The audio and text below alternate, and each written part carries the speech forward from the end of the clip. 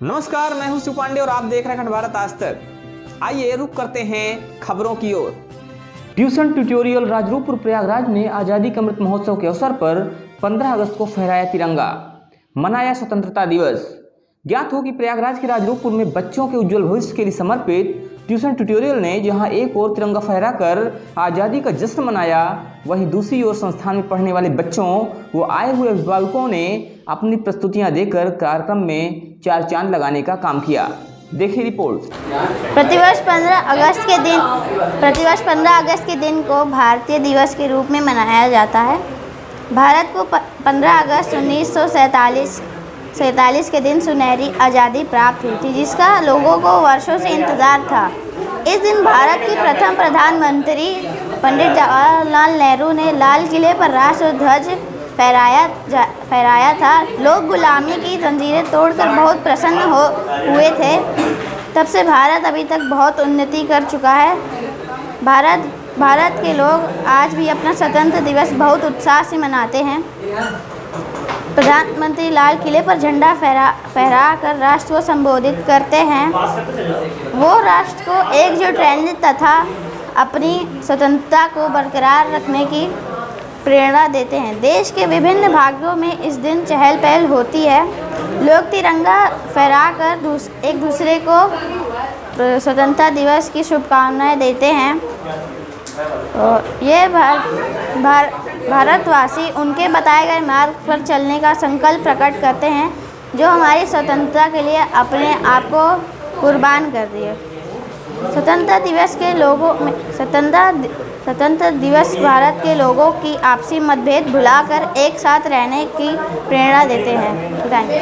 धन्यवाद।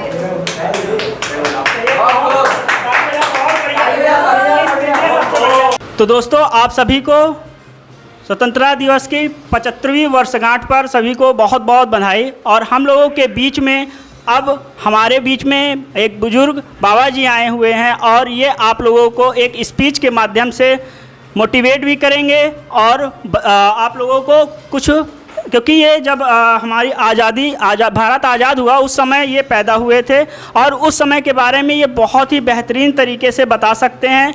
तो ये पुरानी बातों को भी आपको बताएंगे और आपको मोटिवेट भी करेंगे। तो अब हम लोग दादाजी की स्पीच सुनने जा रहे हैं। लीजिए दादाजी।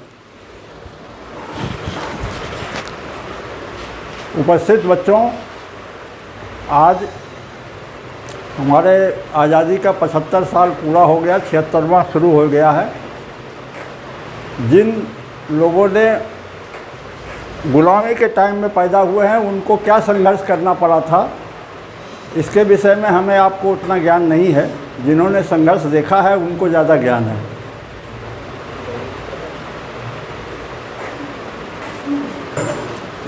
इस वर्ष बड़े हर्षोल्लास उल्लास के साथ, चूँकि अमृत महोत्सव मनाया जा रहा था, इसके साथ ही हमारे आज़ादी का 75 साल पूरे हो गए हैं।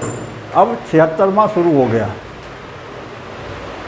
बड़ी मुश्किल से ये आज़ादी मिली थी। इसमें बड़े बड़े लोग कुर्बानी दिए हैं, तब जाके हमें आज़ादी मिली है।